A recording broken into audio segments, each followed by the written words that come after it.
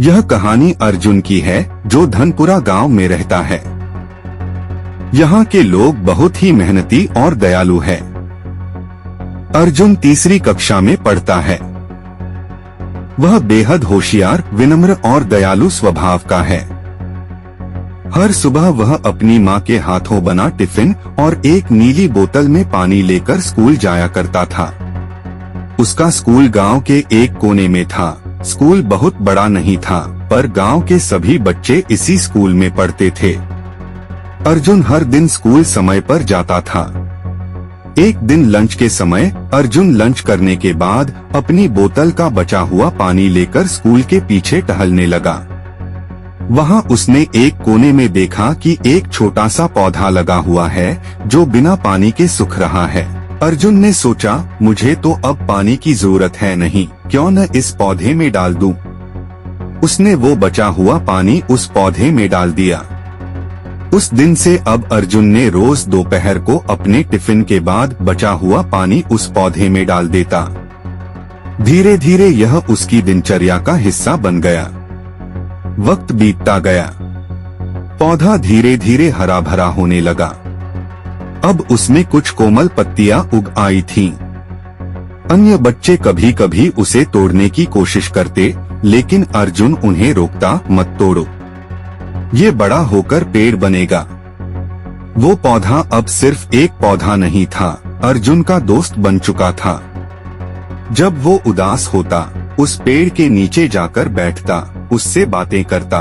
कुछ महीनों में वह पौधा झाड़ी जैसा हो गया। फिर 1-2 साल में वह पौधा एक छोटा सा पेड़ बन गया। अर्जुन 5वीं कक्षा में पहुंच गया, पर उसका रिश्ता उस पौधे से वैसा ही रहा। एक दिन अर्जुन जल्दी जल्दी स्कूल पहुंचा, लेकिन उसे एहसास हुआ कि वह टिफिन घर पर ही भूल गया है। पहले तो उसने सोचा कि माँ शायद किसी से भेज देंगी, लेकिन दोपहर तक कोई नहीं आया। अब वह भूखा था और थोड़ा उदास भी। बच्चे अपने अपने टिफिन खोलकर खाने लगे, लेकिन अर्जुन सबसे अलग होकर पेड़ के पास जाकर बैठ गया, जहां वो रोज पानी देता था। उसने पेड़ के तने को छुआ और कहा, आज तो टिफिन लाया ही नहीं, तो मैं तुम्हें पानी कहाँ से दूं? आज तो मुझे ही भूख लगी है। वह उदासी में आंखें मूंदकर बैठा रहा। तभी एक धीमी आवाज में कुछ गिरने की आवाज आई। उसने देखा पेड़ की एक डाल से एक छोटा सा पीला फल गिरा।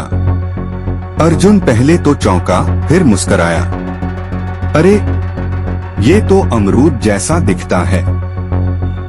वह दौड़कर फल उठाता है और बड़े प्यार से खाता है। वह बोला, मैंने तुम्हें पानी दिया, इसलिए तुमने मुझे खाने के लिए फल दिया। उस दिन अर्जुन को समझ में आ गया कि प्रकृति जब आपसे कुछ नहीं मांगती, फिर भी लौटाती है। और जब आप निस्वार्थ भाव से कुछ करते हैं, तो वो एक दिन जरूर लौटकर आता है, किसी न किसी रूप में। अब वह पेड़ और भी बड़ा हो चुका था। अगले 2 सालों में वह पूरा फलदार पेड़ बन गया था, जिसकी छाया में अब कई बच्चे बैठते थे। पक्षी घोंसले बनाते, तितलियां मंडराती। स्कूल के प्रधानाचार्य ने एक दिन सभी बच्चों के सामने कहा, इस पेड़ को अर्जुन ने सींचा है। अगर वो इसे रोज पानी न देता, तो आज हम इसकी छाया में नहीं बैठ पाते। अर्जुन गर्व से मुस्कुराया। अब अर्जुन कक्षा 7 में पहुंच गया था। वह और पेड़ दोनों साथ साथ बड़े हो रहे थे। उसने एक दिन अपने स्कूल टीचर से कहा, क्यों न हम हर बच्चा एक एक पौधा लगाए। टीचर ने प्रस्ताव प्रिंसिपल के सामने रखा। प्रिंसिपल को यह प्रस्ताव अच्छा लगा। स्कूल में असेंबली बुलाया गया। सभी टीचर और छात्र असेंबली में इकट्ठे हुए। प्रिंसिपल ने सभी को बताया कि आज से हर एक टीचर और छात्र एक एक पौधा लगाएगा और उसकी देखभाल करेगा। प्रिंसिपल ने अर्जुन को स्टेज पर आने के लिए बोला। अर्जुन स्टेज पर आता है और बच्चों को बताता है कि पेड़ सिर्फ फल और छाया नहीं देते, ये हमारी भावनाओं को भी समझते हैं। अब पूरे स्कूल में हरियाली फैल चुकी थी। कुछ सालों बाद अर्जुन अब एक पर्यावरण वैज्ञानिक बन गया था। वह देश भर के स्कूलों में जाकर बच्चों को प्रकृति और पेड़ों से जुड़ने का संदेश देता।